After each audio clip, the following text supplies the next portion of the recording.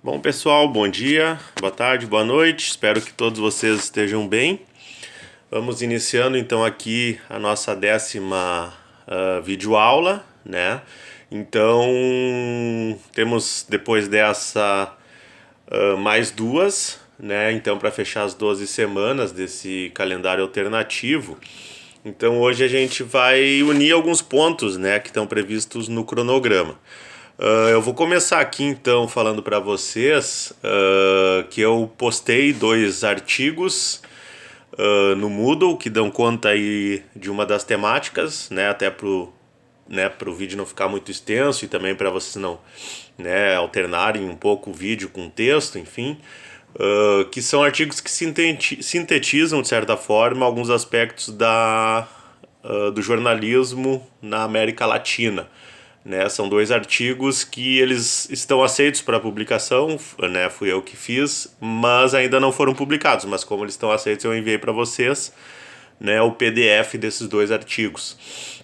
O primeiro é um artigo que eu fiz então em 2018, mas só agora que está sendo aceito, né? Que é o Brasil na primeira página, uma análise da cobertura dos sites dos principais jornais da América do Sul sobre a eleição de Jair Bolsonaro em 2018. Então, o que eu fiz? Eu analisei no dia da eleição e no dia seguinte à eleição a capa dos jornais de maior circulação em cada país da América do Sul que falam língua espanhola. Né? Então, ali vocês podem ter uma ideia, uma base de quais são esses jornais. Né? Então, aí eu analisei a capa desses sites logo após a confirmação da vitória de Jair Bolsonaro no segundo turno das eleições de 2018. Né? Então vocês podem dar uma lida ali, porque daí vocês mais ou menos também têm uma ideia. Né? Um dos focos é como que foi feita essa abordagem, né, dos países vizinhos sobre o Brasil. E o segundo é mais recente, pega especificamente um caso Brasil-Argentina, né, que é a Covid-19 e governo, a cobertura do país vizinho nos sites dos jornais Folha de São Paulo e Clarim durante a pandemia. Né, claro, ele foi feito não acabou a pandemia, então foi feito num determinado momento, né, da pandemia, se eu não me engano é mais ou menos na época em que o ex-ministro Mandetta, né, deixou o governo.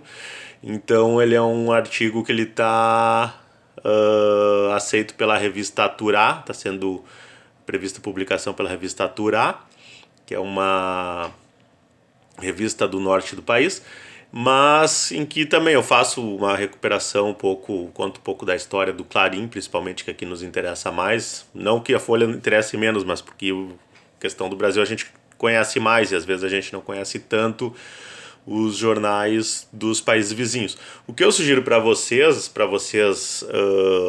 de repente até para vocês fazerem o trabalho final de vocês, mas também para vocês, mesmo depois da disciplina, manterem essa percepção sobre a América Latina, a imprensa latino-americana, é entrar nos sites, né, com a internet. Isso é totalmente fácil, né, vocês entrarem ali em sites de jornais, de veículos de comunicação de outros países, né? Então vocês podem entrar, né, site do Clarim, site do La Nación, site do El País, do Uruguai, por exemplo. Então vocês podem fazer dar essa monitorada, né? Então, essa parte da imprensa latino-americana eu deixo mais para vocês lerem esses 2 artigos, e aí a gente parte para outro tema que estava previsto então, que é a literatura latino-americana a partir de 3 autores clássicos, né? Um dos pontos, assim, não só a literatura, mas a cultura de maneira geral. Depois a gente vai comentar brevemente sobre o cinema, mas até não foi incluído aqui a questão da música, né? Aí até os professores Fábio e o professor Cadré, que são professores que têm uma pesquisa maior nessa parte da música, né? Mas a cultura de maneira geral, e nesse caso específico da literatura, também é uma forma de fornecer muitas informações sobre uma sociedade em um determinado tempo, né? Então consultar ou ver filmes de outras décadas de um determinado país, né, é uma forma de vocês também terem acesso e terem informações sobre a formação desses países, a história, a economia, a sociedade, enfim, tudo aquilo que a gente vem falando desde o início.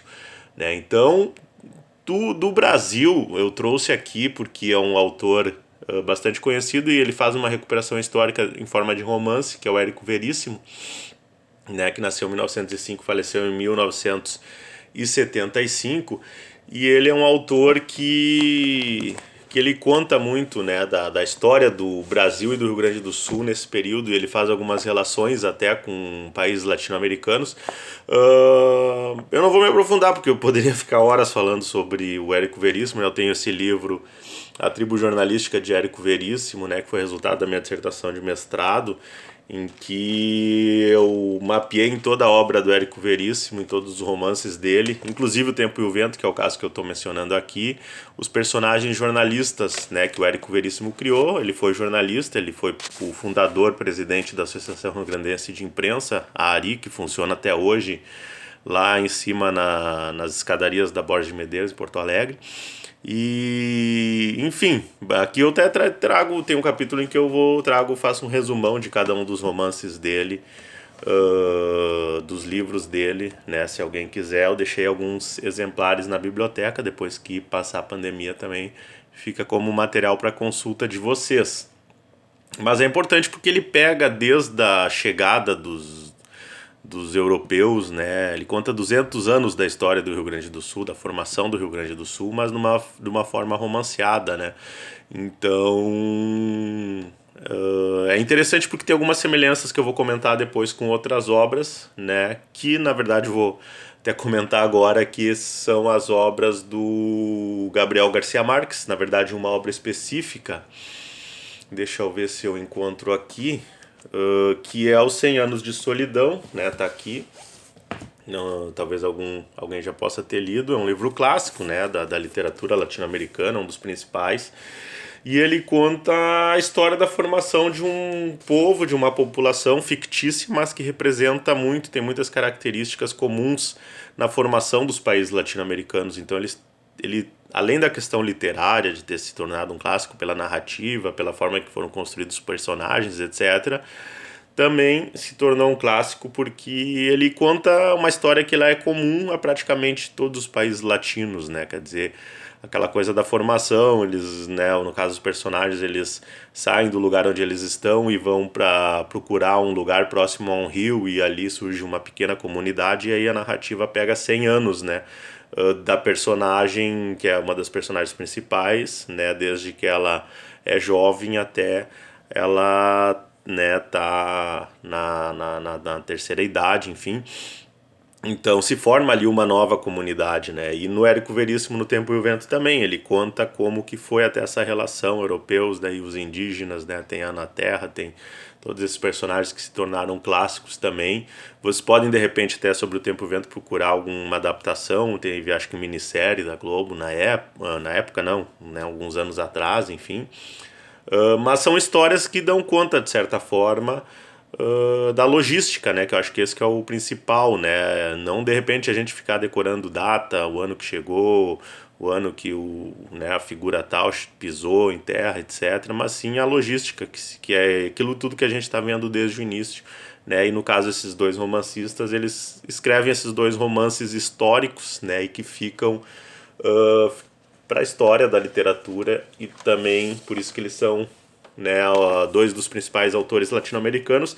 Outro livro que é muito bom aí é o livro de memórias do Gabriel Garcia Marques, Viver para Contar, em que ele narra a vida dele até aos 30 anos, mais ou menos, 29 anos, se eu não me engano. Ele encerra a narrativa, depois ele faleceu, então a parte posterior a vida dele, posterior a essa idade, né, não ficou registrado. Claro, tem outras biografias dele, mas é um livro de memórias dele em que ele conta muito de como era a Colômbia no período dele. Então ele conta dele indo buscar no jornalismo uma forma remunerada de ganhar vida escrevendo, para poder ter tempo para escrever, que essa, aliás, é uma logística também que a Cristiane Costa, né, no livro dela Pena de Aluguel, ela recupera, no caso, autores brasileiros. Mas é interessante que a gente observa, quando a gente observa as biografias desses outros escritores latinos, a gente vê que eles seguiram também essa mesma logística, né, de serem candidatos a escritores, mas que foram buscar no jornalismo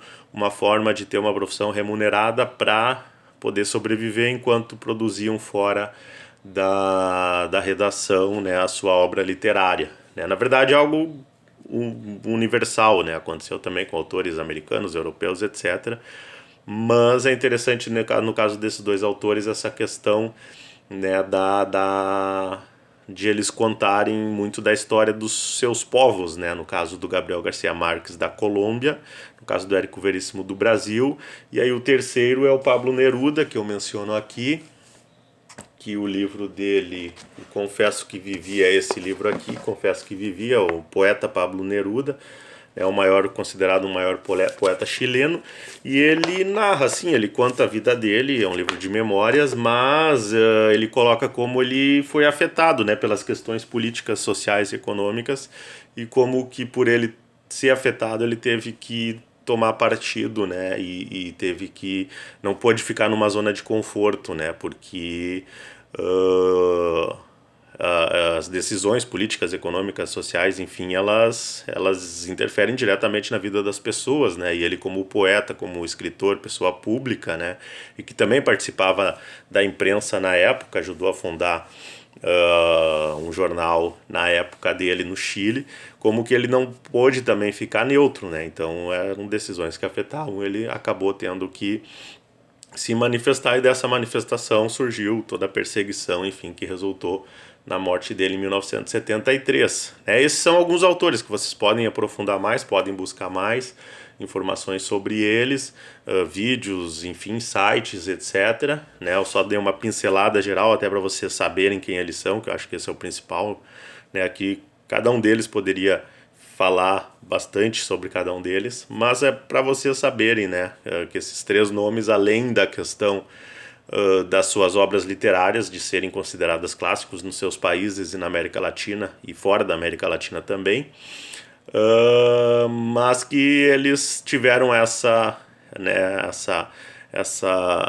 construção, né, de narrativas que contam também a história de tudo isso que a gente está falando, né? Tudo aquilo que a gente comentou dessa logística aparece nessas obras ficcionais desses autores ou nos seus livros de memórias. Então, outros autores que eu separei aqui para vocês, latino-americanos, porque muitas vezes a gente fica no eixo Brasil, óbvio, né? Porque a gente está aqui no Brasil, Brasil, Europa, Estados Unidos, mas principalmente Brasil e Estados Unidos. Às vezes até os autores europeus acabam ficando de fora.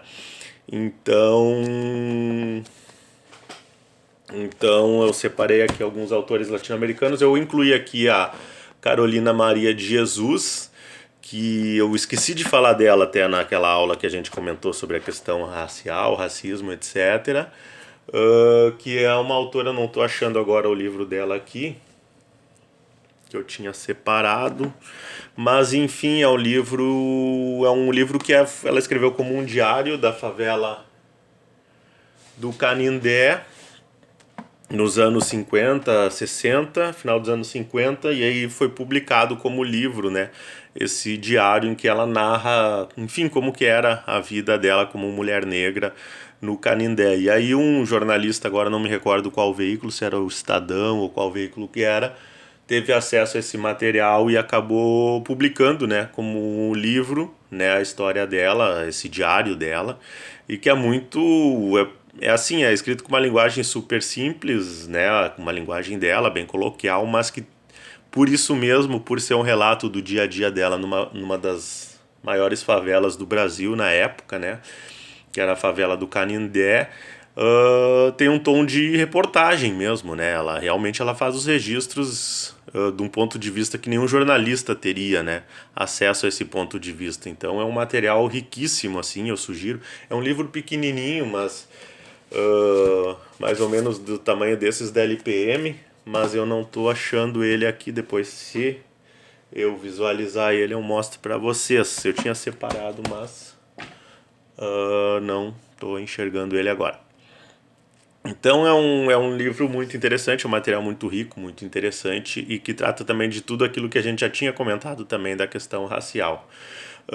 Outro autor, então, a Isabel Allende, que é filha do presidente do Chile assassinado também, o Allende, né, que no episódio dos atentados do 11 de setembro de 73, né, dos americanos ao Chile para derrubar o governo Allende, né, matou, para apoiar, né, o golpe militar chileno, matou o presidente, né, o Allende, que é pai da Isabel Allende. Também depois, uma semana depois, como eu comentei aqui, aparece no livro de memórias do Pablo Neruda, né, o próprio Pablo Neruda. Então, ela tem esse livro Longa Pétala de Mar, que é um livro novo, em que ela fez um romance, mas baseado num fato real, também é um romance histórico, sobre como que o Pablo Neruda organizou uma excursão, né, para trazer refugiados espanhóis da Guerra Civil Espanhola para viver no Chile, né? Então, é um livro muito interessante, né? Se dá lá na década de 30, né, se eu não me engano. Então ela conta como que ela pegou um fato histórico, que foi realmente essa organização dessa excursão, para trazer esses refugiados, né, que estavam tentando fugir, deixar a Espanha na Guerra Civil Espanhola, tentando entrar na França, enfim, e que chegando na França eles também eram presos e postos em campos de concentração. Enfim, também é uma história absurda, né, de guerra. E aí o Pablo Neruda era embaixador chileno, se eu não me recordo, na França na época. Ele organiza então esse navio para trazer 2.000 refugiados espanhóis para viverem no Chile, e aí eles vivem uma nova perseguição depois, mais para frente, quando acontece o golpe militar, eles são novamente perseguidos aí dentro do Chile, né? Então é muito interessante, ele comenta isso brevemente no livro de memórias dele. E a Isabel Allende, que mora nos Estados Unidos, mas é chilena, criada no Chile, morou em outros países latino-americanos, recuperou essa história e contou numa forma de romance. Tem também o Mário Vargas Llosa, que é um autor peruano. Aqui está o livro dele, que eu tenho, né? Ele tem outros, obviamente. A Verdade das Mentiras. Esse, na verdade, é um livro de ensaios dele sobre livros que ele leu, sobre autores que ele, como John dos Passos, autores que ele gosta, etc. Mas é um autor latino-americano também, que é famoso, né? É referência. Então, como eu comentei, muitas vezes a gente conhece autores e obras culturais, principalmente dos Estados Unidos, e a gente não conhece a dos nossos vizinhos aqui da América do Sul, né? Então ele comenta A Morte em Veneza, do Thomas Mann, Dublinenses, do James Joyce. Então é um livro, uma coletânea de ensaios, mas ele também tem outros livros, outras obras literárias bastante conhecidas e traduzidas para o português, né? O Jorge Luis Borges aí é um clássico apontado por muitos como, talvez junto com o Gabriel Garcia Marques, o maior escritor, mas talvez o maior poeta da América Latina, né? Aqui eu tenho a obra dele completa, poesia completa. É uma edição em espanhol, né? Com todas as poesias dele. E, enfim, ele também se tornou muito famoso, super conhecido e reverenciado, por exemplo, na Espanha, em outros países, né? E aqui a gente conhece, mas ele não tem até o mesmo, fora os especialistas, né, da área, ele não tem, digamos, popularmente a mesma fama que ele tem em outros países. Tem esse livro aqui que se chama Borges e Sábado, que é organizado pelo Orlando Baroni, que é um jornalista argentino. O Jorge Luis Borges e o Ernesto Sábato, que é um romancista argentino, os dois são argentinos, eles tiveram rixas entre eles e ficaram muitos anos sem se falar, né? Eles brigaram. E aí o Baroni teve essa sacada de promover um encontro entre os dois. E desse encontro ele gravou e transcreveu os diálogos, né? Então é um livro que questão cultural bastante forte, que traz muito da cultura argentina e da América Latina, e até da influência. Uma boa parte do diálogo interessante é sobre a influência do Don Quixote, que é uma obra escrita por um autor espanhol, né, Miguel de Cervantes, e que tem uma influência grande na literatura espanhola, né, e consequentemente latino-americana. Então, são outros dois autores importantes, né, na história da literatura argentina, o Jorge Luis Borges e o Ernesto Sábato. E o Eduardo Godinho Kiefer, ele tem esse livro aqui, que o nome é bem curioso, é Para Te Comer Melhor, mas na verdade é uma história que retrata com uma linguagem bem poética, e ele retrata a história de 4 personagens em Buenos Aires também, nos anos 60 e 70, então pega muito da cultura daquela época, né? Então, são jovens que vivem ali naquela vida de estudante, morando em Buenos Aires, etc. E uma delas adota, entre aspas, né, uma garota de mais ou menos uma adolescente indígena que está perdida na cidade, e enfim, tem várias tramas secundárias, mas que retrata o ambiente de Buenos Aires dos anos 60 e 70. Então é bem interessante, e tem toda uma questão também, claro, de uma linguagem bem poética, né? O Eduardo Galeano, que vocês já conhecem, mas ele tem outros livros além do Veias Abertas da América Latina. Ele tem Futebol, o Sol e a Sombra, em que ele conta a história do futebol a partir de uma perspectiva sociológica, né? Ele tem aquele livro que eu comentei para vocês e que eu trouxe para vocês também, o livro dos abraços, naquela primeira semana de aula, né? Para quem estava no início do ano, na única aula que a gente teve presencial, né? Então, o livro dos abraços é uma coletânea de crônica dele sobre vários, né, andanças dele pela América Latina.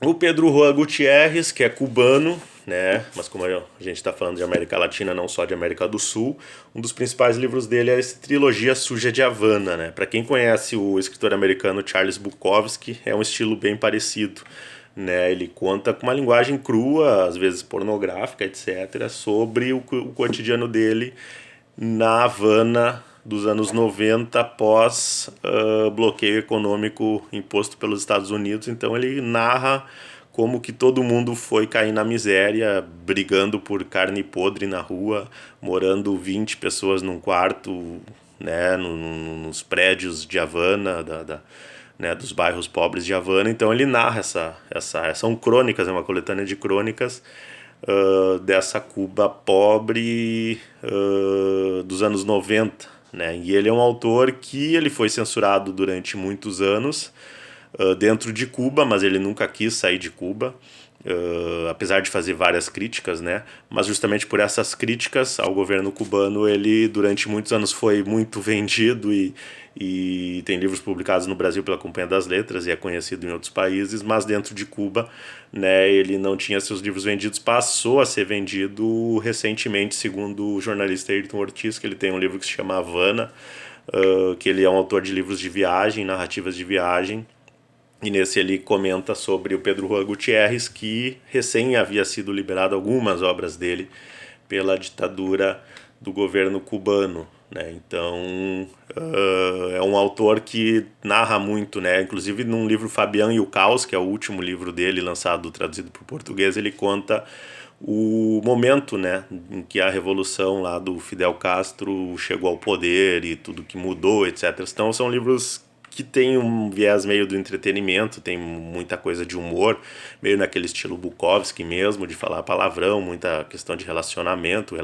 sexuais, etc. Mas tem esse pano de fundo histórico muito importante. Nesse caso da trilogia Suja de Havana, é uma coletânea de crônicas mesmo, né, de histórias dele. Jornalismo literário latino-americano é outro ponto importante, então, né? É interessante porque um dos clássicos do jornalismo literário mundial é esse livro aqui, Hiroshima, do John Hersey. Só que ele se inspirou num caso que aconteceu aqui na América Latina, que foi um acidente que aconteceu no Peru, né, nos anos 1700 e pouco, e daí um autor religioso escreveu A Ponte de São Luís Rei, né, que são 5 vítimas desse acidente nessa ponte, e que esse autor ele escreveu um livro baseado no perfil dessas 5 vítimas, e daí se resultou na publicação desse livro, A Ponte de São Luís Rei. E o John Hersey ele se inspirou nesse modelo para escrever a bomba de Hiroshima a partir do ponto de vista de alguns sobreviventes, né? Então ele buscou nesse modelo desse caso que aconteceu na América Latina para escrever uma das obras-primas do jornalismo literário de todos os tempos. Muitos apontam o Hiroshima, que é publicado no Brasil pela Companhia das Letras, como a maior reportagem de todos os tempos. No Brasil, Caco Barcelos, Adriana Carranca, Sérgio Vilas-Boas são exemplos de jornalistas literários famosos. Eu não vou comentar aqui sobre cada um deles, porque senão a gente vai se alongar demais. A Gabriela Wiener, no Peru, ela é tida como uma representante do jornalismo gonzo, do Hunter Thompson na América Latina e no mundo. Ela tem esse livro aqui, Sexografias, né, em que ela escreveu textos sobre temas gerais de sexo, mas naquela perspectiva do jornalismo literário, do new journalism, de inserção, né? Então ela experienciou algumas situações e escreveu sobre isso. A Leila Guerriero, eu postei uma reportagem dela aí no Mudo, ela escreve para o El País e para Piauí, ela é argentina. O Juan Villoro, no México, ele tem esse livro, mais de um livro publicado pela Companhia das Letras no Brasil, romance que trata sobre o crime organizado, é um deles, o Arrecife. O Alberto Salcedo Ramos, da Colômbia, ele fala muito sobre a cobertura, ele se consagrou por cobrir a questão da guerra do tráfico, né, na Colômbia. Aí, rapidamente aqui, o cinema, eu botei algumas obras aqui latino-americanas, algumas que, enfim, eu conheço e que tem alguma importância histórica, né, como Central do Brasil, concorreu ao Oscar, que é um filme brasileiro. Tem até agora não lembro qual de vocês que me mandou, eu até confundi, que me mandou Uma Noite de 12 Anos, que trata sobre a história do Pepe Mujica. E tem El Pepe, Uma Vida Suprema. Eu confundi, eu assisti o El Pepe, Uma Vida Suprema. Eu ainda não assisti Uma Noite de 12 Anos, que foi o que um de vocês comentou comigo.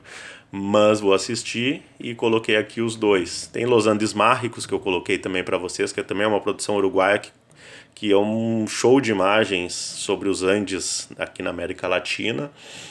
Uma série que tem na Netflix. Tem Roma, que ganhou o Oscar de melhor filme estrangeiro de 2018, né? Um filme mexicano, que é um bairro, né, na cidade do México, e que pega ali anos 60, 70, pega muito da história também do México, mas dá para fazer esse paralelo com o que estava acontecendo aqui na América do Sul, né? Tem Pablo Escobar, Senhor do Tráfico, uma série também que trata da questão da guerra do tráfico na Colômbia, que não é o Narcos, né, que também ficou bastante famosa.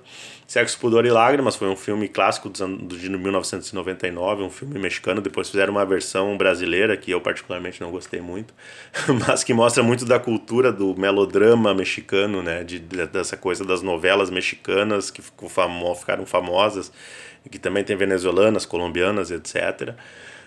Mas aí em formato de filme, né. Enfim, tem uma série, Evita, repercutiu muito, é um filme de 96, então tem várias obras. E aí, para encerrar essa aula de hoje, o olhar americano sobre a América Latina é principalmente literatura de viagem. Vocês podem procurar algumas obras. Eu postei alguns textos algumas semanas atrás do Hunter Thompson, ele tem os textos dele sobre a América Latina no livro A Grande Caçada aos Tubarões, que é uma coletânea de reportagens do Hunter Thompson sobre, enfim, publicadas por ele. Nesse início de carreira ele foi correspondente americano na América Latina. Deu no New York Times do Larry Rotter, ele foi correspondente do New York Times no Brasil por muitos anos, e dessa experiência ele publicou esse livro, também é um retrato interessante dele sobre o Brasil.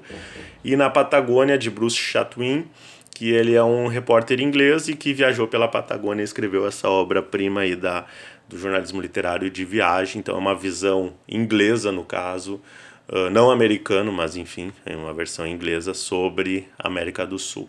Então, por hoje seria isso. Tem esses materiais complementares para vocês buscarem, né, que eu postei aí esses 2 artigos e mais a reportagem. E nas próximas aulas a gente fala então na aula 11 sobre as teorias da comunicação e do jornalismo, e na última a gente fala sobre a contemporaneidade, daí também faz o encerramento aí da disciplina. Tá bom? Seria isso por hoje. Um abraço e fiquem bem.